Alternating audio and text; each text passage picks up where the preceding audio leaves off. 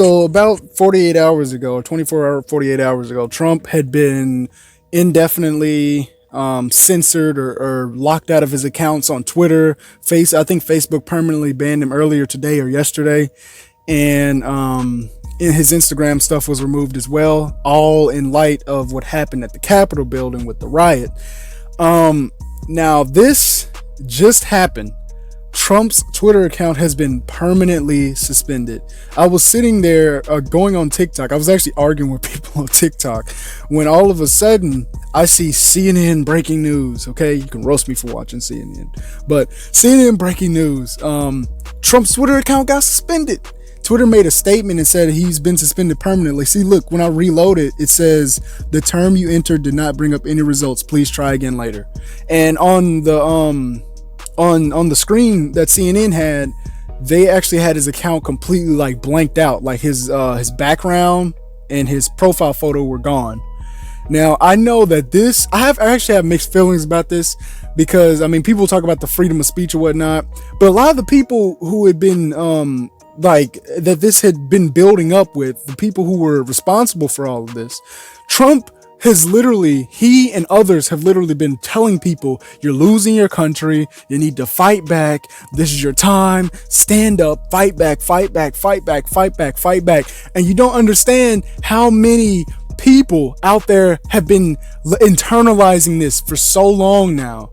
And what did you expect was going to happen? Lynn Wood's gone. I don't know how many others have gotten suspended, but anybody who's associated with this and who was yeah, see, there it goes right there.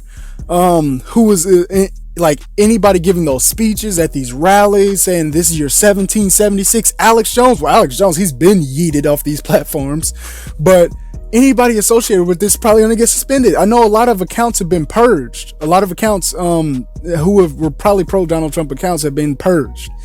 And so anybody associated with this who has been egging people on, telling them it's not over, he still has his chance, don't let them steal this from you, don't let them steal the election, and you need to fight back, patriot, you need to fight back. There are people who think that we are headed for a civil war. This is 1776. 4 or 5 years ago, I remember I was in some of these circles, guys. I was in some of these circles. People used to talk about how eventually we're going to have to band together and we're going to have to start attacking government sites and blowing up stuff and blowing up Capitol buildings and stuff like that. Somebody's going to have to take a shot at one of these people. Like I wasn't like I was like kind of like in the circle, but not like in the circle. I was just kind of like hanging around. I used to watch like Alex Jones or whatnot. You go to the comment sections and all you see is that. That is literally all you see is that stuff. FBI, please. I have nothing to do with this. I promise you, I'm not in any of these circles. I've been around them before. Okay. But anyway, this is absolutely crazy. I did not expect them to actually do this. Now, where is he going to go after this? I'm assuming he's probably going to go to Parler, which has been the new conservative site and that's supposed to be like Twitter, but you're free to say anything you want. That's they want to make that app, they can. But what's going to happen is they're all going to end up in this echo chamber. This is doing is creating more echo chambers. So now all of them are going to be just kind of like piling up in the corner over there, and they're going to keep growing and growing and piling up in that corner over there. And there's no checks on them over there. You can say whatever you want on Parler, okay? I guess if you want to threaten to kill somebody, you can. But this right here, I was not expecting this, to be honest with you, to be completely honest with you. I thought they were just going to lock him out for maybe 2 days, because he tweeted earlier. Or no, he tweeted yesterday, I think. He tweeted out that video of him conceding or supposedly conceding. Like he kind of did, but he kind of didn't, whatever. And then he tweeted something else out. But I thought that was it. They locked him out for 24 hours and he came back. But nah, they yeeted this dude. He is gone. He is gone from Twitter, guys.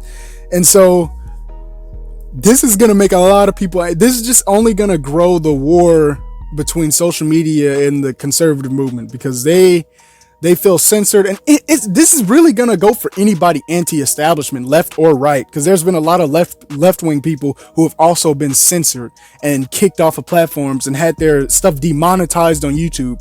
This is basically anybody anti-establishment is going to be yeeted. So yeah, I did not expect this. I really didn't. But I mean, it kind of, it makes sense now, you know, because they literally have been egging people on. They've been, you know, gaslighting these people, telling them that it's the end of the world, the end of the country.